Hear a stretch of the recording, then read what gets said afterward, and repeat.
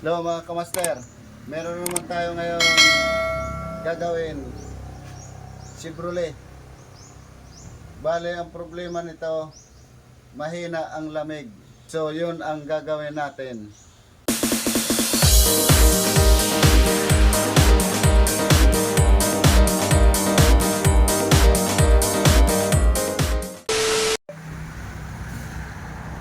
So yun ang gagawin natin ngayon mga kamaster.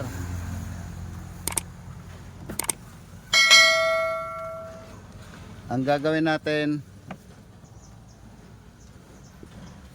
bubuksan natin to mga kamaster para malaman natin kung anong naging problema, bakit mahina ang lamig. So ayan, bubuksan natin yan mga kamaster. So ayan na mga kamaster, yung Chevrolet na pinabaklas namin. Medyo may kahirapan yung kalagayan natin dito mga kamaster dahil masikip. Nahirapan kami magbaklas.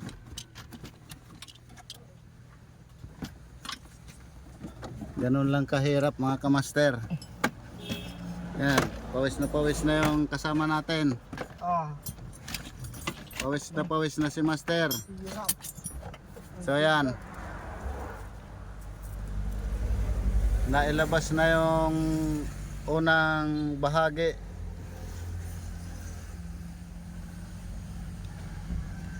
ng dashboard.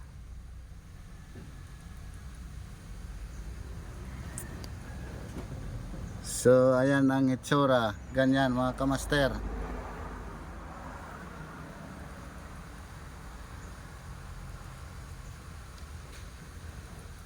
Dahil hinahanap natin kung anong naging problema ng aircon nito. Master, yung pangalawang bahagi, yung evaporator case, yun, nailabas na ni master. Medyo may kahirapan mga kamaster ang ating kalagayan. Hope may sakit pa master. Yun, sandali. Hop.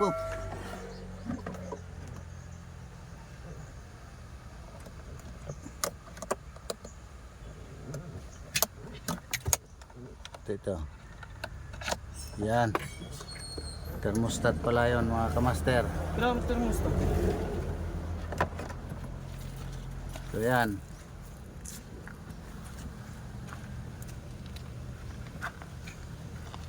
Ganyan ang itsura mga kamaster.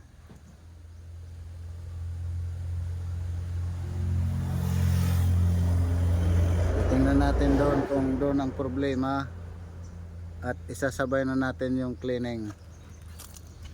So ayan mga kamaster, yan na yung itsura ng evaporator nya. Nagliligtis tayo dyan mga kamaster. Liligtis natin kung may leak dito. So ayan, ganyan ang itsura ng evaporator nya.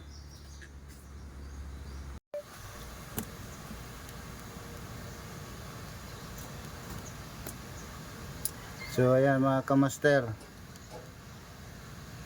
parang walang butas dito ah. Yan, wala tayong makitang butas.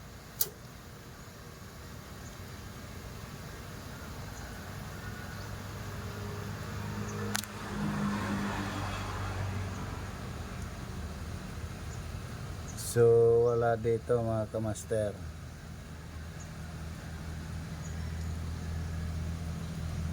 Wala dito yung problema.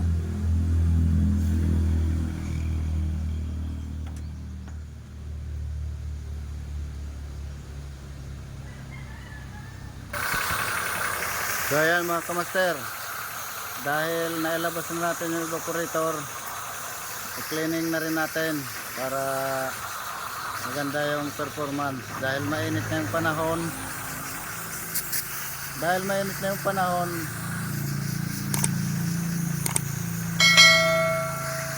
kailangan na ng cleaning. Medyo marumi na rin to. So ayan, kini-cleaning na ni Master. So ayan, cleaning na yan mga kamaster.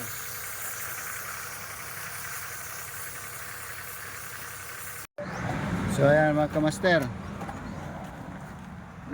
nabuo na namin at ibabalik na naman namin doon sa pwesto niya. Pahirapan na naman mga kamaster. Ayan, sinasalpak na ni Master yung yung evaporator. Kaya lang mahirap lang dahil halos walang space.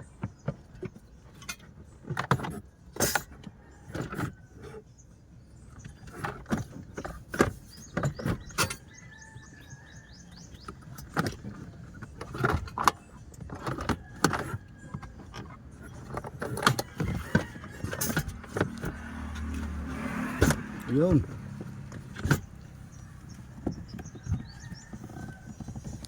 Konti na lang mga kamaster. Malapit nang mainis yung gumagawa. Ganyan. Sumasabit Master.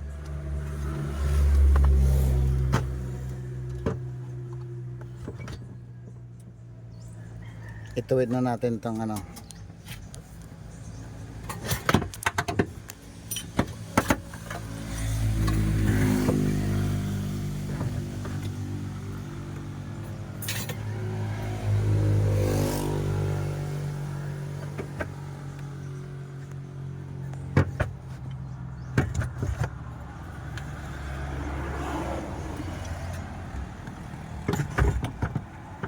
So kahit cleaning lang mga kamaster, ang problema ay hindi ito basta-basta. Kung wala kang kaalaman sa paggawa, hindi ito pwedeng baklas ka lang ng baklas, kasi mahihirapan ng gumagawa pag walang kaalam-alam. Hindi katulad ni Master na medyo may alam na ng kaunti. Kunting ngiti naman dyan mga kamaster. Master, pawis na. So malapit na mga kamaster. So ayan mga kamaster, bali iniisa-isa na natin yung mga wire, isaksak kasi baka yan ang makalimutan. Bagi magulo yung nakakalat lahat yung wire.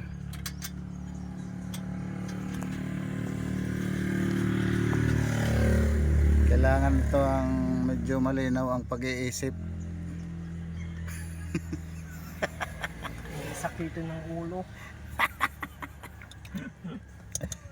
So ayan mga kamaster, dahan-dahan ng nabubuo. Dito pwede sa bara-bara na gumagawa kasi baka hindi maibalik yung mga, kahit maliliit na wire kailangan maibalik. So ganyan yung hitsura niyan mga kamaster. Kung kahit cleaning lang yung gagawin mo, ganyan ang magiging hitsura niyan. Kailangan, kung gusto mong matuto gumawa ng aircon ng ganito, kailangan mo mag-subscribe sa channel namin para may matutunan kahit papano. Yan ang magtuturo, yan, yung pagmumukha na yan. Itong hangit na to. Tandaan nyo yan. Tandaan nyo yung pagmumukha na yan. Kita mo. So yan mga kamaster, may nakitang leak si Master Jan at pinalitan niya ng, pakita mo kamaster kung anong pinagpalitan mo dyan. Yan yung o-ring gasket niya, ibang klase to mga kamaster. Ibang klase yung gasket niya, ayan o, mga yupi na. So dito nagkaroon ng leak mga kamaster, dyan sa fittings na yan. Ito yung gasket niya mga kamaster, ibang klase yung gasket niya. So yan, may nakita na tayong lead ng kung bakit nawala, nagbawas yung crayon niya. So ayan mga kamaster, ayan mga kamaster, naisalpak na namin yung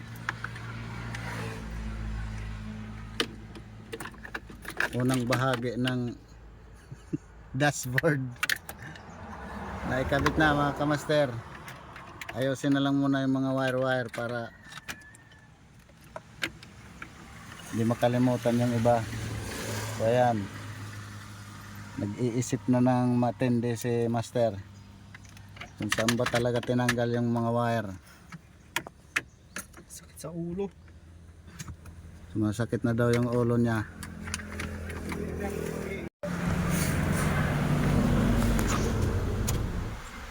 Yan,